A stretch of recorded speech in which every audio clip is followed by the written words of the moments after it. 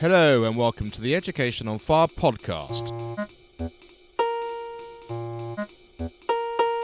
The place where we share creative and inspiring learning in our schools.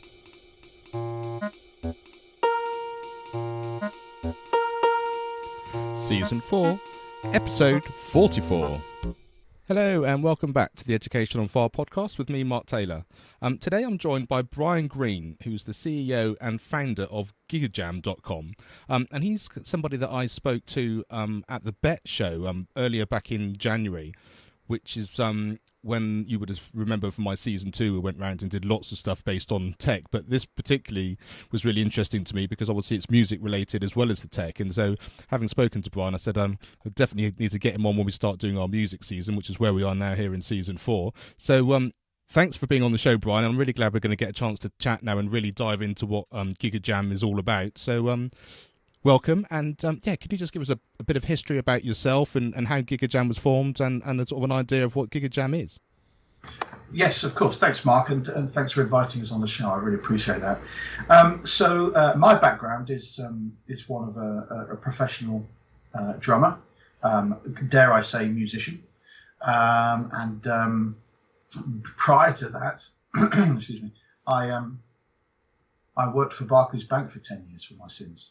And then decided that actually I'd rather do something that I had a massive passion for. So I was very fortunate to have the opportunity to become a professional player. I wouldn't go as far as to say that I was a session player, although I did do sessions in the early days. Sort of fairly notable were sort of Generation Game and Record Breakers and a few other TV things that I was very fortunate to play on. Thoroughly enjoyed, but most of my work was commercial work, so that would be shows, pantomimes, summer seasons, tours, playing with a few bands and bits and pieces like that. So I was very fortunate to have a quite a varied professional career as I started out. As I got a bit older, touring became less appealing, so I wanted to work more from home, so I sort of reinvented myself, and I was very fortunate to have the opportunity to become a drum teacher at Drum Tech in London, which is now part of the BIM group. So it's moved on considerably. At that time, it was developing into higher education for further education, and I ended up as the academic head there for a while, which I thoroughly enjoyed. And to some extent, I actually began to realise that teaching and coaching was a really sort of really enjoyable skill, and it touched on other parts of my skill base that I hadn't realised existed. So I thoroughly enjoyed that, and I was fortunate enough to actually become a university lecturer for Thames Valley University at the time, as was now University of West London, which took me in a whole new direction. So I had this. I think people now are very used to the idea of having a portfolio career, but at that time you tended to do one or the other. So I was playing as a professional musician and a university lecturer, and then I started to say, well, look, we've got a problem here. That we had people coming into Drum Tech who really wanted to be professional players, but at that time, which was sort of mid-90s, the formal education of musicians was really done by the conservatoires and Royal Academy of Music and the classical grade. So rock and pop music at that time was not terribly well taught, certainly not very well structured. So somewhere like Drum Tech was a bit of a godsend, but even that was quite ad hoc. And students were coming through on the possibility of going into higher education and getting a degree in performing arts. And actually, the structures really weren't there. And the ability level was really quite patchy. So you had very talented musicians, but they weren't trained for all the necessary disciplines to become professional musicians. So I was very fortunate to be at that moment, that changeover, where that whole education in rock and pop started to become more professional. Rock school started to come through, etc., etc., and to some extent, the rest is history. So rock and pop now is is really well taught across the board. But there was a problem in that there was a scale issue.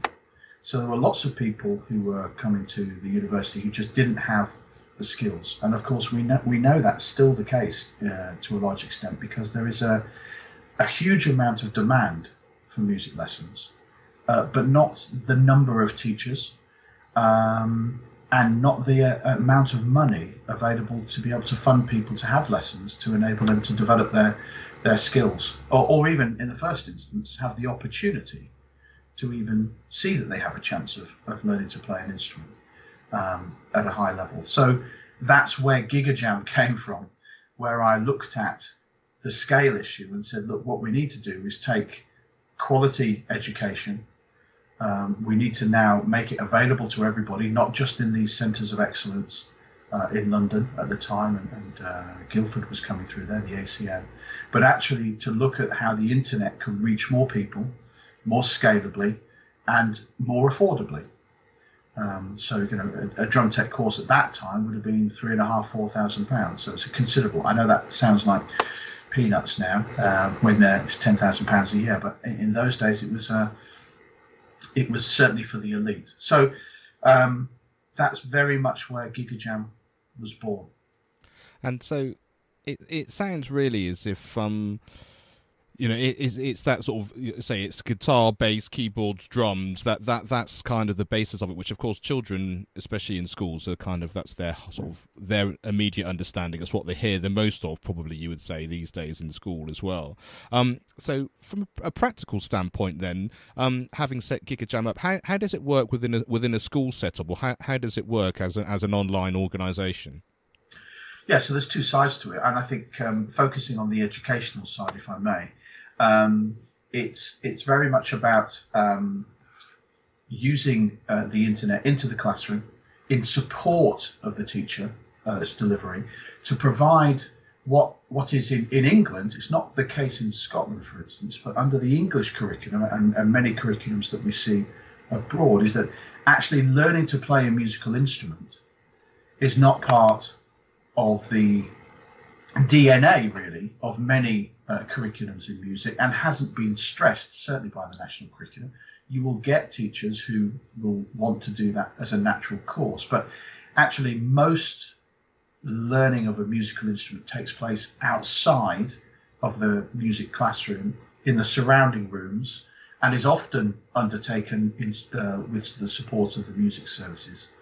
And so what we wanted to do was to provide classroom teachers with more opportunities to bring instrumental learning into the classroom as part of the curriculum, to support their students to become more musically literate and more musically skilled, to be able to engage fully in the national curriculum, which is very much about music making, is very much about performing, it's about listening to others, etc. I don't need to tell you what's in the curriculum, but those things are difficult to do if you can't articulate yourself as a musician. Not impossible, but hard to do.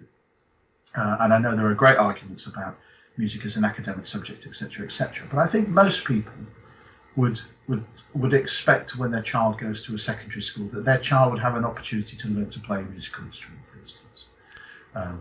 So how does it actually work is simply there is a kind of replication or simulation of the one-to-one concept that you would have as a student going out of the classroom, in that the computer has the lessons all effectively recorded for the individual students: guitar, bass, keyboards, and drums.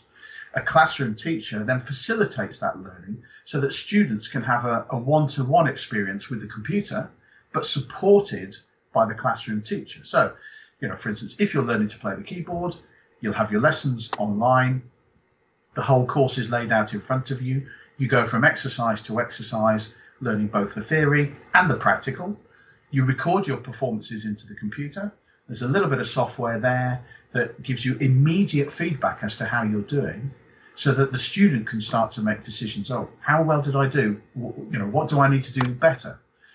And then they can repeat that process as much as they like within an exercise, and then over the whole course, building up their portfolio and building up their skills over time. And actually, even gaining grades as a result.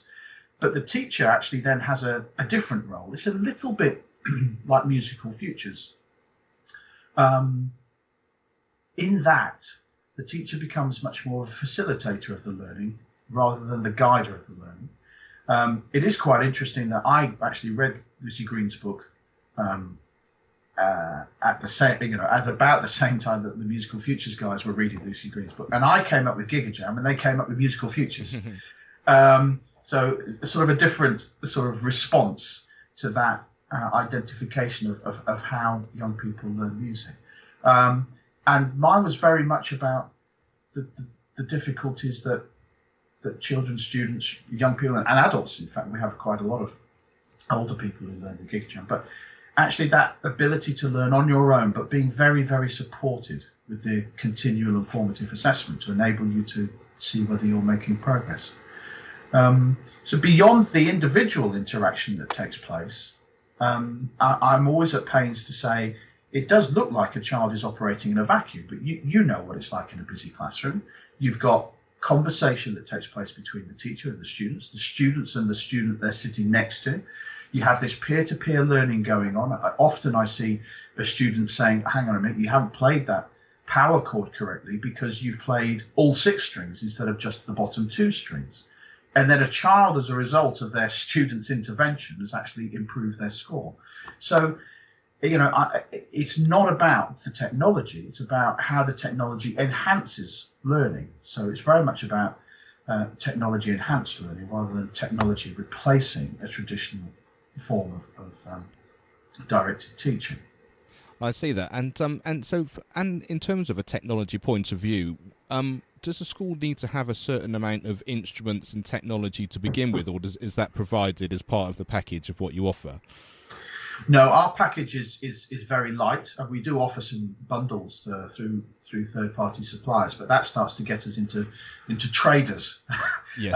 And suppliers rather than something else, and that's not something that I've ever wanted Gigajam to be unduly distracted by. No, we deliver the software and the license, and then what we would normally expect is that schools would use the computers that they have available to them. And often classrooms are full of little MIDI keyboards of some description where they have a good starting point to be able to interact with our program at the earlier stages. And many of our schools come on board on the basis of, right, we're going to use the keyboard package. Then they go, right, this works, we like this. The next easy thing to implement in terms of size, odd as this may seem, is these small kind of Yamaha DD65 or the kind of replica type Chinese model makes, like Gear for Music Maker, people like that, small tabletop drum kits with the little pedals that sort of replace the keyboard. So they expand it through the keyboards into the drums as well. And then they tend to just build. They just tend to build their practice around their experience. And so it sounds like a very sort of secondary school kind of setup in terms of I remember sort of from being at school, that kind of everyone sat around sort of with a keyboard doing some kind of thing, and I really love the fact that there's much more progress and assessment and understanding of what's going on there. But do you also have the experience of being in primary schools as well? Yes, thank you. It's a great question. I think the interesting thing about Gigajam is I would argue that Gigajam is appropriate from about the age of 10 upwards. Now, I've seen Gigajam being used with younger students, but of course that requires more intervention from the teacher. But we've got, say for instance, in the Highland Council, where we've been working with those guys, or they've been working on their own, quite frankly. They've been supplying Gigajam to 84 of their primary schools for the last 15 years. And they use a music service teacher to go and support the local primary schools in delivery. So that's part of their package. That's their kind of wider opportunities. It's through the Youth Music Initiative that's very successful in Scotland. And as I say, that's been going a very long time. And that in itself demonstrates its success at primary level. And we've got schools it's in London, so West Byfleet, Southwest London. That's a very long standing primary customers. That's a junior school, and they use it in a very different way. So you've got classrooms which are used in curriculum time with the classroom teachers. You've got the Highland Council model where that's kind of bussed in, and it is literally bussed in because it's such a rural setting for them. They actually have two vans. One goes one way, or I like to think of it, they drive out of the gates on a Monday morning. One van goes in one direction, the van goes in the opposite direction. Now that could be absolute nonsense, but that's how I like to see it in my very simple Mr. Ben world. And they go visit the schools, and they have some equipment on their vans, as well as some equipment in the schools. So when the van drives away, they've still got some stuff to practice with. So that's a kind of, once a week style, drop in and learn. Secondary schools like Horbury Academy in Wakefield, they use it religiously, for want of a better word, in their classrooms. And West Byfleet, they use it as an after-school club. So, we've also had settings. Witton Park Academy in Blackburn, for instance, have used it breakfast club, lunch club, after school, in class, from home, in all sorts of different settings. So, yes, it is. I think my main targeting is secondary schools, of course.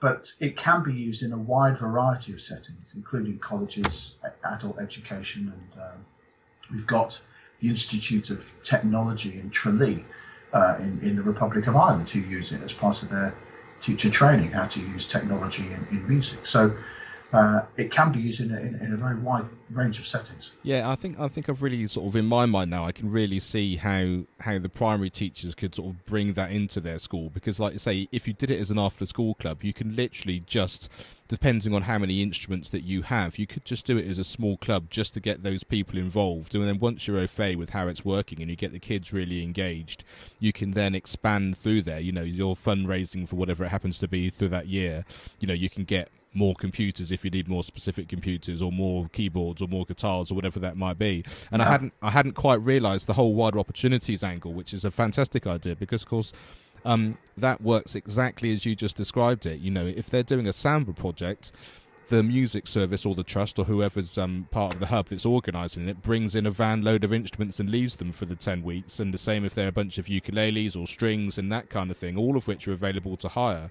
So actually, this is just exactly the same thing, an extension of that, except it would come in with keyboards, like you say, drum pads, guitars, whatever it was that they were going to be able to provide, and also be able to give those lessons as well. So you have that sort of specialist knowledge of what's going on at that point as well, which is also fantastic, I think, for the teachers, because certainly from the wider opportunities samba things I've done, it always works much better when the teacher's heavily involved, because not only then are you delivering the music and the kids are getting the opportunity to perform, but also the teachers are learning as well. And then once the 10 weeks are finished, all your wider opportunities have actually had have finished their course, you're then still in a position to then carry on yourself in whichever form that you can. And that whole idea of being able to grow from just a starting point, I think, is a really key point. I think it is. And I think, just making a couple of notes whilst you were speaking there, Mark, I think the interesting thing for me there is about sustainability. So we know that public money is scarce. We know that resources are tight, and we know that the best investment in our schools is the sort of 80% of a school budget that is invested into teachers. There's, that's without a doubt. All of the proof indicates there that it's about the quality of teaching. So bringing the teachers on board, not trying to replace them with some gizmo fancy technology nonsense, that's crazy. What it's about is actually providing a resource in the hands of a teacher that enables them to deliver more opportunities in different ways. And I think the wider opportunities as was, I'm not entirely sure we're allowed to say that anymore. I think it's the first access. Yes, exactly. Yes.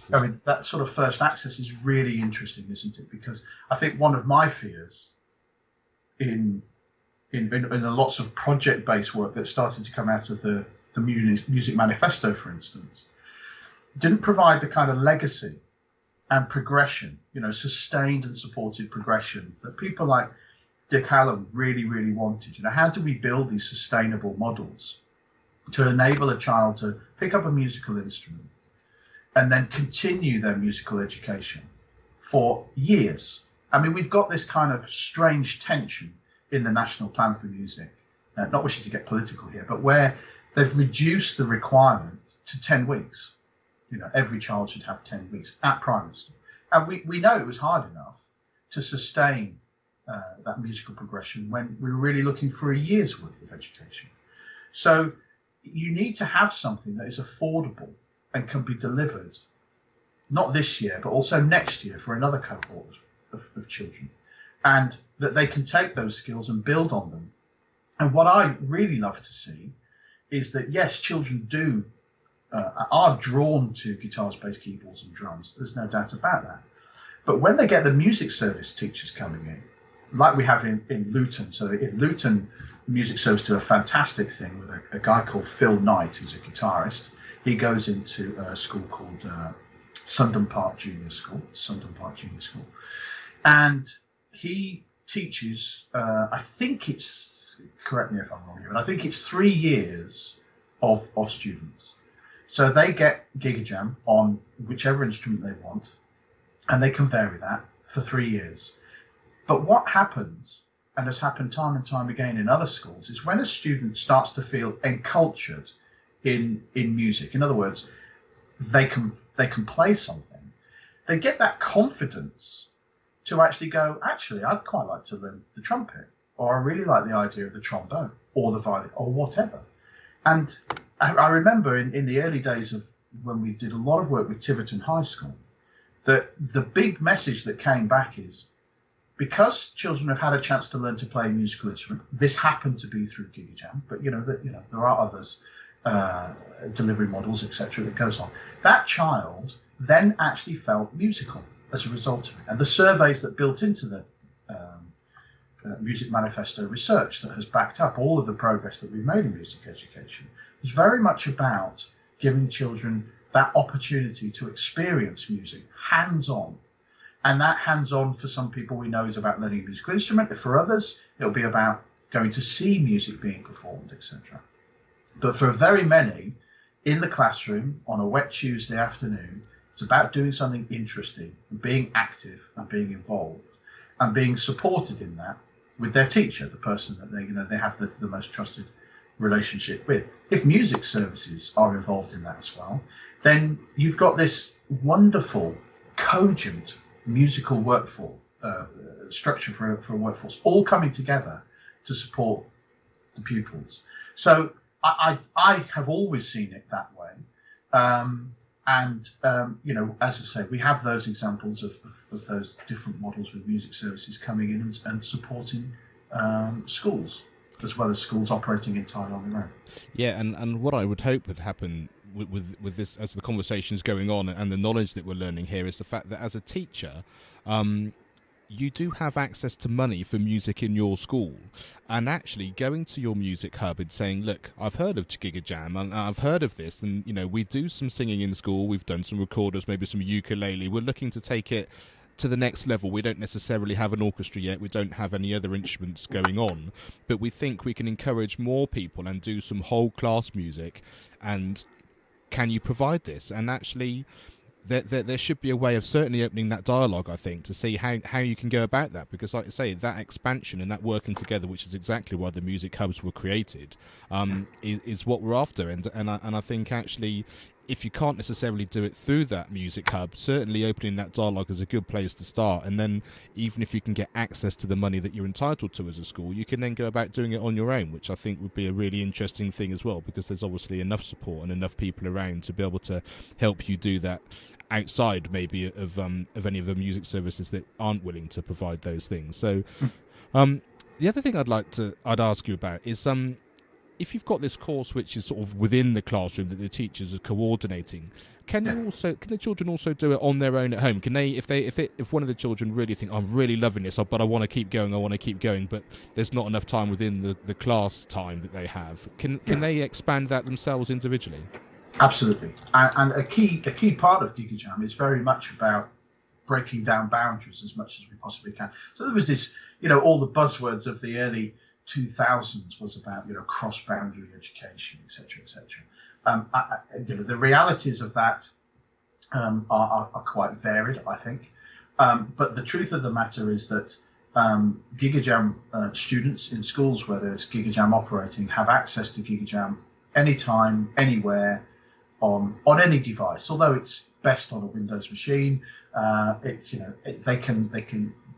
is delivered through a browser. So if they've got a mobile phone or a tablet of some description, they can still watch all the videos. They've got exercises that they can play along with. They have access to all of that material anywhere, on the bus, in their bedroom at home. And that's a big thing for us. That's really, really important. And that kind of free at the point of access is a critical element. I remember Leonora Davies talking about this, that children should be able to have the opportunity to learn to play a musical instrument free at the point of access. Of course, somebody pays for it, but it's if we're going to actually equalise opportunity and chance, then we need to make sure that people can have access to this. So at school and at home, and our licence model is a very, very simple one for schools. If you buy a licence, everybody can use it. At school, at home. Fantastic. And so that takes us nicely into, what is the license cost? How if there's someone listening out there who thinks this is a great idea, I'd like to find out more about it. What is the license cost, and what sort of fee are the school looking to have to invest in it? Okay, so what we're doing increasingly now, because of budget constraints, is we're actually just simply talking to schools about how much they can afford to pay, but predicated. It's not just how much can we squeeze out of it. It's the opposite. It's our business model is based on £1.50 per pupil per year at school and at home. Now, that's a relatively small unit cost, but actually some schools are very big, so that number can start to add up. So say, for instance, if we talk about an average size secondary school, you're talking about 1,000 pupils. So you might be saying, right, okay, there's a bill of £1,000 for everybody to be able to have a go. Well, that's absolutely fine. 1,000 to £1,500. That's absolutely fine. But some schools, there's absolutely no way they can afford that because of the way their budgets are chopped up. And I understand that. So I would like a head of music to say, listen, actually, realistically, I want my year 9s to do this because I want some of them to be converted to doing music next year. Or they may say, I want to support every child that comes in at year 7. Or I want all of Key Stage 3 to do it, for instance. So I've got secondary schools with licenses of £150. I've got secondary schools with licenses of £1,500. So it depends upon what that head of music wants to do, how they are funded themselves. Do they have access to development bids and funding that enables them to go as big as possible? Or are they really reliant upon the budget that is as constrained by their photocopying costs as anything else? And I think heads of music would understand that.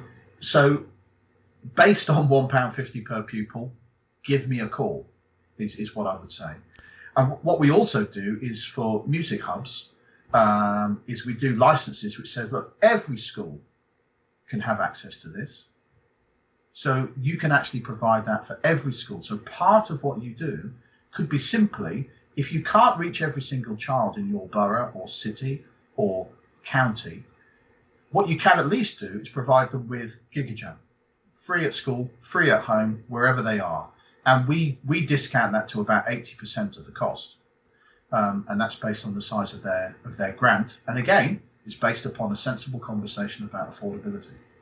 So the most important thing for people listening to remember is that they need to go to gigajam.com and find your contact details and have a conversation. And I think the model of kind of, like you said, £1.50 a child is the fact that if you're really completely struggling and there is no money anywhere, certainly speaking as a parent, if it's something the school is really wanting to invest music as part of your child's education, even asking the parents to pay £1.50 is not the end of the world based on all the other things that we pay for various clubs, various trips, and all that sort of thing. And while it's another cost, it's a cost which I think is well worth investing if you get to the point that you have no other alternative as well. And I think, but with, like you said, with the options of music services and hubs being involved, the idea of actually being able to start small and grow and get every child involved, I think it's great value, and I think that it's definitely a conversation to have, and I hope many people do get in contact and